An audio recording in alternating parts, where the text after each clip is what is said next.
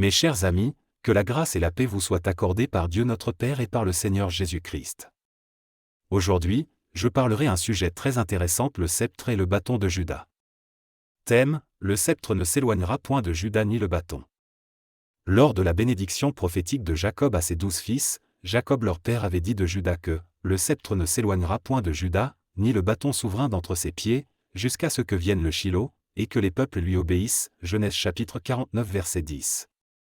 Donc la royauté était confiée ou destinée à la tribu de Juda.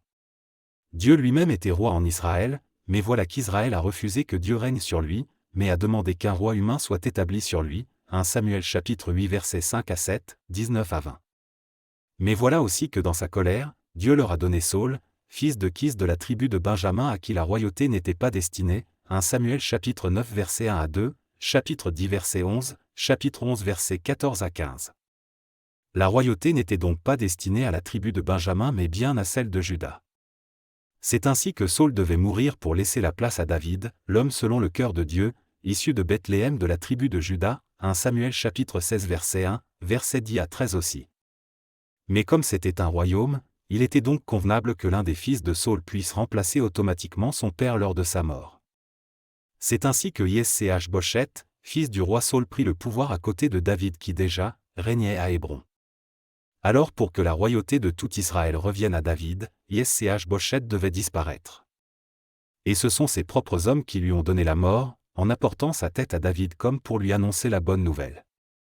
À l'annonce de la nouvelle, David se saisit d'eux et les fit mourir parce que, pour David, il n'était pas permis de porter la main sur loin de Dieu. 2 Samuel chapitre 4 verset 10 à 12, 1 Samuel 24 verset 5 à 8, 1 Samuel chapitre 26 verset 8 à 11. Dieu a dit, « À moi la vengeance, à moi la rétribution » Deutéronome chapitre 32 verset 35, Hébreux chapitre 10 verset 30. À titre d'exhortation, lisons Romains chapitre 12 verset 17 à 21. Dieu nous demande que, s'il est possible d'être en paix avec tous les hommes et nous ne devons pas nous venger nous-mêmes. Mais si ton ennemi a faim, donne-lui à manger, s'il a soif, donne-lui à boire, car en agissant ainsi, ce sont des charbons ardents que tu amasses sur sa tête.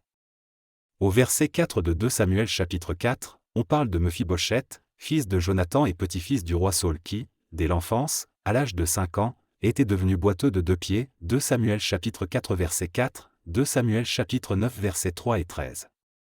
Le voici bien malheureux, sans avenir, privé de son père Jonathan et de son grand-père Saul, tous deux morts sur le champ de bataille. Cependant, lorsque Jonathan son père vivait encore, il avait fait alliance avec David. 1 Samuel chapitre 20 versets 14 à 16, 42. C'est ainsi qu'à cause de cette alliance, bien que Jonathan était déjà mort, David devenu roi, s'est souvenu et veut faire du bien à la maison de Jonathan. 2 Samuel chapitre 9 versets 1 à 8.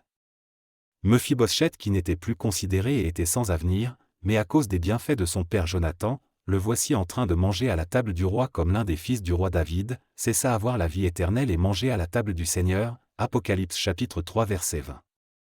C'est-à-dire être toujours en présence du Seigneur, participer à la vie de Dieu. En plus, les anciennes terres que nous avions perdues, nous sont restituées, c'est-à-dire nous récupérons toutes les bénédictions que nous avions perdues à cause des péchés, nous récupérons notre prospérité, notre destinée, nos affaires, nos mariages, nos travails, nos pouvoirs, nos enfants, nos santés, nos salaires. 2 Samuel chapitre 9 versets 9 à 13.